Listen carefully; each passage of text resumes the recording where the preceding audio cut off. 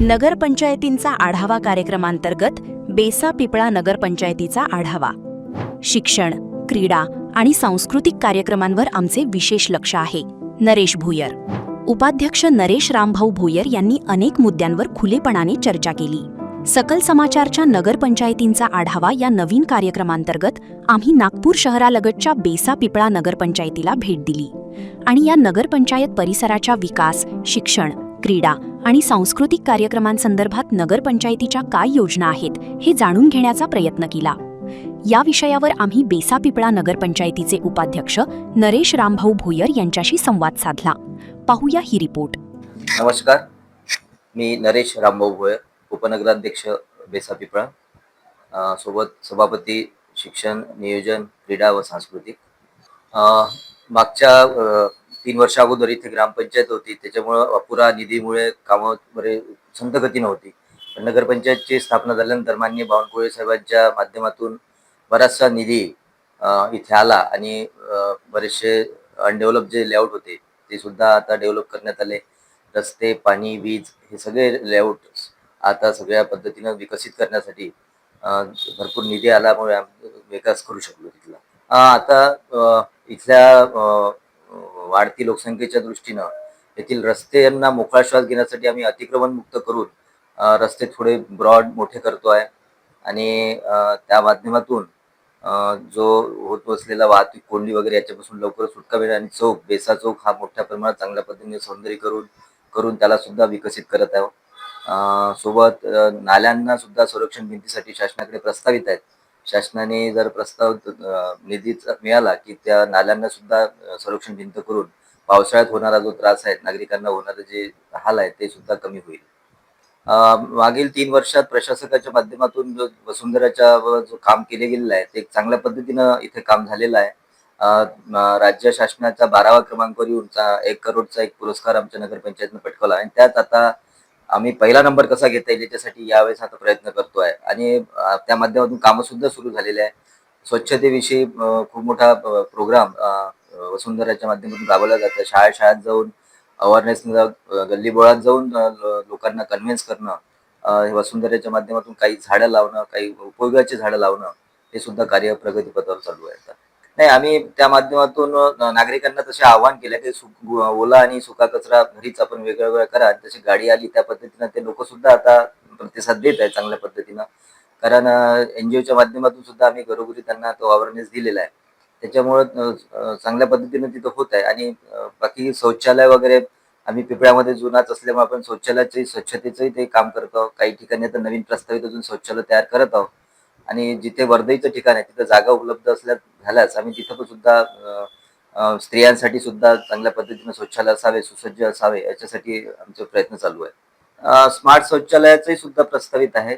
कारण आत्ताच आपल्या इथे लगतच आमची महानगरपालिका लागूनच आहे या नगरपंचायतला. तिथे आमच्या बाजूलाच काही स्मार्ट शौचालय होत आहेत. त्याच धर्तीवर आम्ही नगरपंचायतच्या माध्यमातून जिथं उपलब्धता आहे जागेची त्या जागेवर लवकरात लवकर ते सुद्धा आम्ही स्मार्ट शौचालय उभे करतोय. आता जे अतिक्रमण मुक्त करत आहोत त्यात जे रात्रीच्याला ज्या रस्त्यावर गुपचूप ठेले किंवा अजून पदार्थ विकणारे जे काही लोक असतात त्यांना एक स्पेसिफिक जागा देऊन त्या ठिकाणी एक खाऊ गल्लीचा आमचा तो प्रस्ताव आहे. कुठे एखादी ओपन स्पेस मोठीशी असली तिथे एक खाऊ गल्ली आम्ही तयार करण्यासाठी प्रस्तावित केलेला आहे. आणि हे सगळं म्हणजे याच्यानंतर रस्त्यावरती अतिक्रमण होणार नाही, एक वेगळा विशिष्ट जागा त्याकरिता आम्ही तयार करून देतो, उपलब्ध करून देतो. आत्ताच आम्ही माझ्या अखत्यारीत असलेल्या याच्याकडनं काही इंडोर गेम सुद्धा आम्ही घेत आहोत. म्हणजे इंडोर स्टेडियम बनवतो, एक बॅडमिंटन कोर्ट सुद्धा आम्ही तयार करत आहोत. तोही प्रस्ताव आम्ही घेतलेला आहे. आणि जे काही क्रिकेट अकॅडमी छोटे छोटे ओपन स्पेस आहे तिथं एक 2 अकॅडमी आमच्याकडे चालू आहे आता सध्या परिस्थितीत क्रिकेटच्या. त्यालाही चांगल्या पद्धतीने डेव्हलप कसं करता येईल, कारण क्रिकेटसाठी थोडीशी जागा स्पेस मोठी असते, पाहिजे असते. तरी सध्या त्या छोट्या अकॅडमीमध्ये आपण त्या चालू करतो. आपण मोठी जागा उपलब्धता झाल्यास ते मोठं सुद्धा एक ग्राउंड आम्ही तयार करतोय. पण बाकी court, volleyball court, badminton court आम्ही प्रस्तावित आहेच ते. आम्ही प्रशासकाच्याच माध्यमातून मागील 1 वर्षा अगोदर पिपळा येथे एक लायब्ररीचं सुद्धा सुरू केलेलं होतं आणि NGOच्या माध्यमातून त्या ते मुलांना MPSCचे UPSCचे धडे सुद्धा तिथं काही क्लासेस सुद्धा चालले काही दिवस.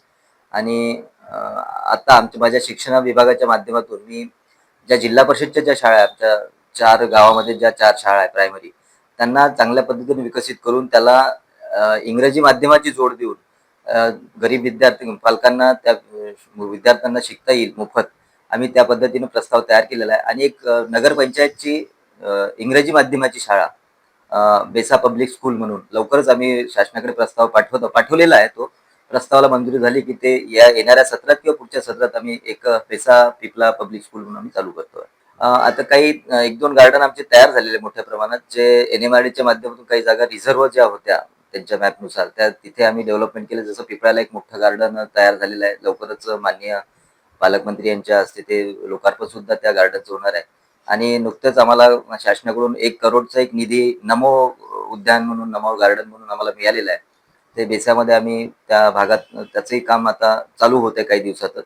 नमो उद्यान सुद्धा मोठ्या प्रमाणात आणि ज्येष्ठ नागरिकांना, लहान मुलांना खेळण्यासाठी एक सुसज्ज असं गार्डन आम्ही तयार करतोय. मी लोकांना एवढंच विनंती करतो, की आपण जसा बाकीचे शहर जशा पद्धतीनं सुसज्जित आणि स्वच्छ दिसतायत, आपण हे बेसा पिपळा शहरालगत आहे.